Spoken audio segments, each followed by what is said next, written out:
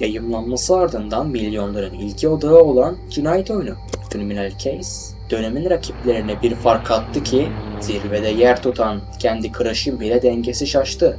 Yılın oyunu seçildi, oynayanlara merak saldı. Ama bugün neredeyse Criminal Case oynayan, hatta destekleyen kalmadı.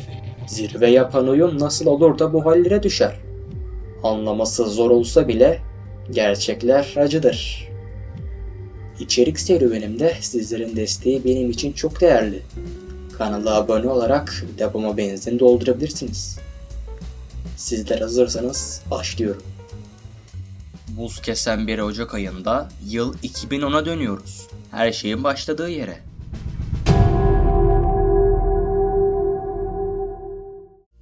Bir elin parmakları kadar az kişiydiler. Lakin aynı yolda yürümeye kararlıydılar.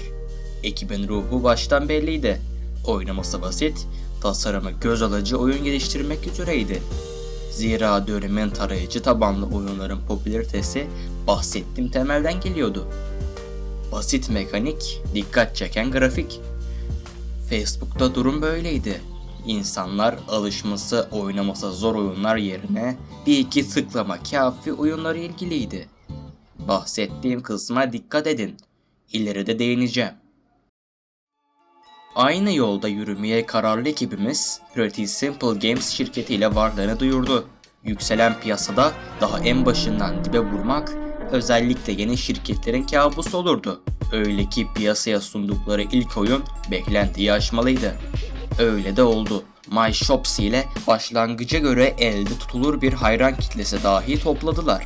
Ancak giriş ekranından itibaren özellikle vurgulanan tıklanabilir ögeler fazlasıyla göz ağrıtıyordu.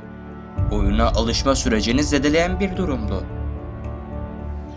Oyuna girdiğinizde bir oyuncudan çok işletme sahibi oluyor, işletmenize göz atan insanların daimi müşteriniz olması için elinizden geleni yapıyordunuz. Hayaller gibi renkli, gösterişli bir dünyada insanların ilgisini toplayan bir kişiydiniz. Ardından gelen sene Mega Joyride piyasadaydı. Flappy Bird gibi tıklama mekaniği üzerineydi. Karşına çıkan engelleri çarpmadan ilerliyorsunuz. Dönemine göre beğenildi. Yaptıkları oyunlar bir süre oynayıp ardından bırakmalık oyunlardı. Basit anlayışa sahipti. Yani olay örgüsü dahi bulundurmuyordu. Buna tıkla, şu olsun bitsin yapasındaydı. Sesini duyurmak istiyorsan farklı olmalıydı. Konu başlığımız olan Criminal Case'i böyle tasarlayacaklardı. Criminal Case yayımlanmasıyla beraber büyük bir ivme kazandı. Oynayan sayısı binler, 10 binler, 100 binler, hatta milyonlar, 100 milyonlara kadar vurdu. Özellikle oynayanların tekrar geri dönmesi, oyun ilerleyişine heyecan duyması, önceki yapımlardan farklı bir soluk olduğunu gösteriyordu. Basit anlayıştan ziyade büyük bir olay örgüsü bulundurması çabasıydı. Bu yükseliş nereye kadar sürecekti? Suç mahallindeki gizemli cinayeti çözmeye çalışan bir dedektif olduğumuz oyun senaryosunda suç delili olan eşyalar, malzemeler topluyor, cesetleri ise götürdüğümüz otopside incelenmesi üzere bekliyoruz. Bahsettiğim olay örgüsü bir saatte falan değil, gerekirse günler boyu sürebiliyordu. Çünkü sahip olduğumuz enerji barı hızlıca tükeniyordu. Bunun üzerine saatlerce beklemeniz gerektiğini dahil edersem şunu anlayacaksınız ki bir gizem peşinde kendinizi gerçeklikten koparamazdınız. Zira bahsettiğim enerji barı 10-15 dakika dahi oynamadan bitiyordu. Bu istenmeyen bir durumdu.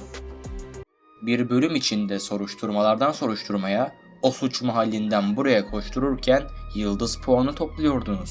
Bu yıldız puanı yeni yüzlerle konuşmanız, delilleri analizlemeniz, hatta suçluyu tespit etmeniz için gerekliydi. Yani yıldız puanınız olmadan ilerleme kat edemezsiniz. Oynayanları darlayan kısımsa bölüm geçtikçe yıldız puanları toplamanın zorlaşmasıydı. Öyle ki ilerleyen bölümlerde suç örgüsü daha geniş, daha karmaşıktı. Gönlümüzü ferahlatan bir seçenek vardı. Arkadaşlarından enerji almak. Dediğim gibi arkadaşlarınıza enerji isteği gönderebiliyordunuz. Belki arkadaş listenizdeki yüzüne dahi bakmadığınız kişiye yüzsüz gibi enerji isteğinde bulunabilirdiniz. Konuştuğunuz tanıklardan topladığınız şüphelilere kadar hepsinden bir anlam çıkarmaya çalışırken bir bakıyorsunuz heyecanınız yarıda kalıyor. Çünkü enerji barınız tükenmiş. Demek oluyor ki ara verme zamanı gelmiş. Siz günlük hayatınıza devam ettiğinizi düşünseniz bile aklınız yarım kalan heyecanda oluyor. Bu suç defterini artık kapatacağım derken bir bakmışsınız artık soruşturma sonuca varmış. Siz bunun heyecanına bakmanız gerekirken yeni bir bölüm açıldığını, yeni bir gizem ortaya çıktığını görünce günlerdir sabırsızlıkla beklediğiniz zevkin tadına varmadan tekrar başa sarıyordunuz. Bu saydıklarım bile bağımlı bir hayran kitlesi toplamaya yetiyordu.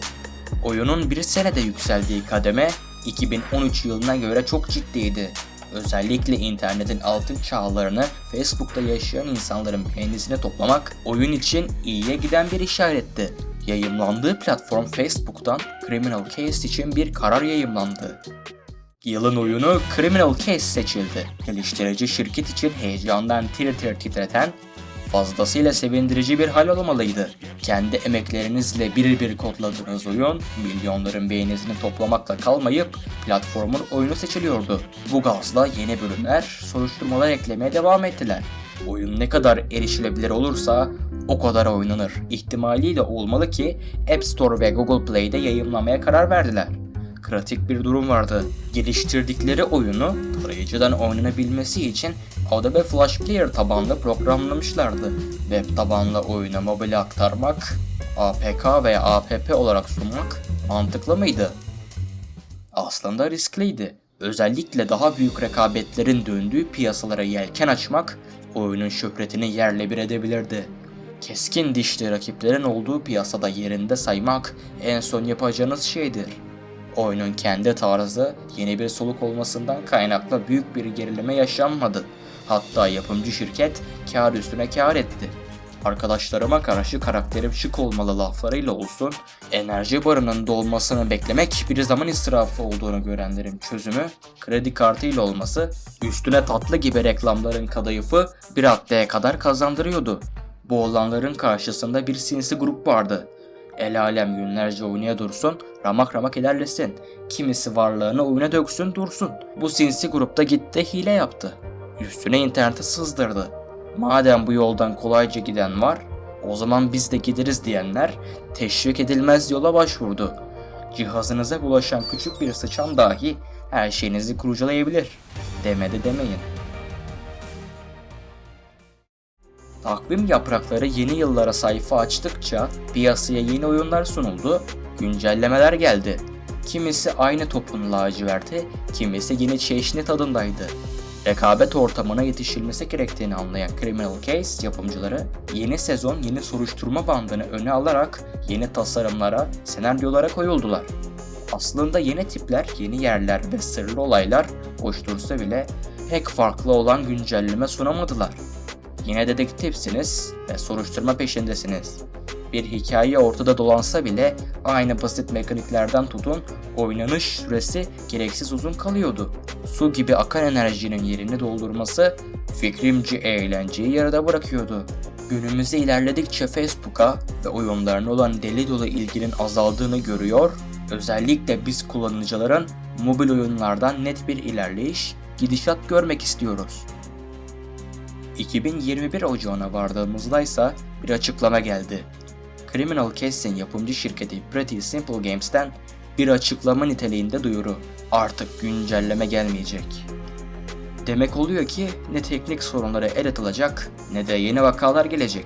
Bir oyunun sayfalarca dolu defteri artık kapanmış oldu. Kendileri şu anda büyü fantezisi olanların hoşuna gidici türden bir oyuna odaklanmış durumdalar. Benim anlatacaklarım bu kadardı. Bir sonraki videomda görüşmek üzere. Hayırla kalın, Allah'a emanet olun.